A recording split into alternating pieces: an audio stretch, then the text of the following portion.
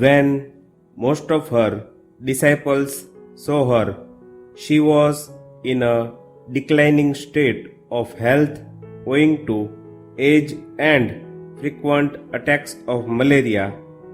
Her general appearance had by then deteriorated to a great extent.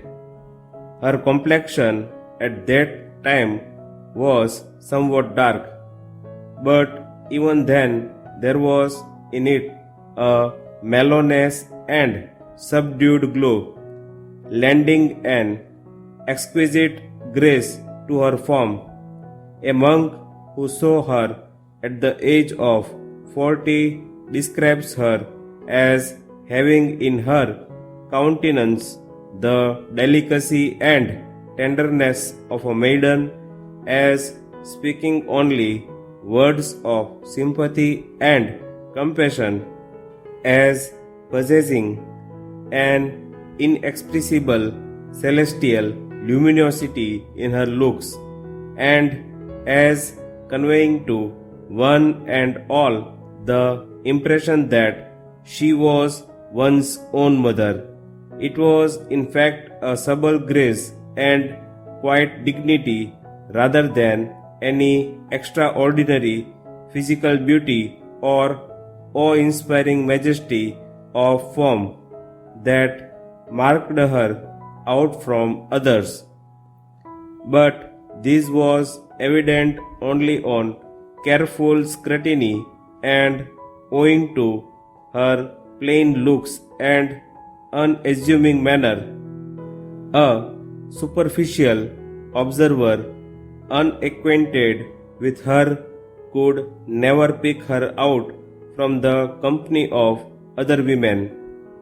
Once, while she was in Banaras, a Marwari woman came to see her. The mother was then seated with Golapma, who had a rather imposing appearance. The woman took Golapma to be the Holy Mother and went towards her to make prostration. She thereupon pointed out the mother to her, but the mother, out of a spirit of mischievous fun, directed her to Golapma as the saintly woman she was seeking. Golapma once more showed the mother to her, but the mother was bent on misdirecting her once again. This went on a few times until Golapma called out to the woman in an excited tone, "Can't you distinguish between a mere human face and the face of a divine being?"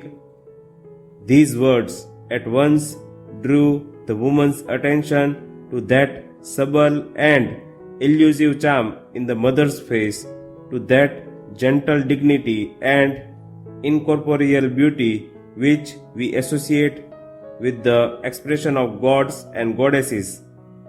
Indeed, only comparisons drawn from the conception of divine agencies can adequately convey an idea of the sublime expressiveness in the lines and curves of the face of one whose whole life had been dedicated to the pursuit of holiness and the practice of forbearance, innocence, and loving service.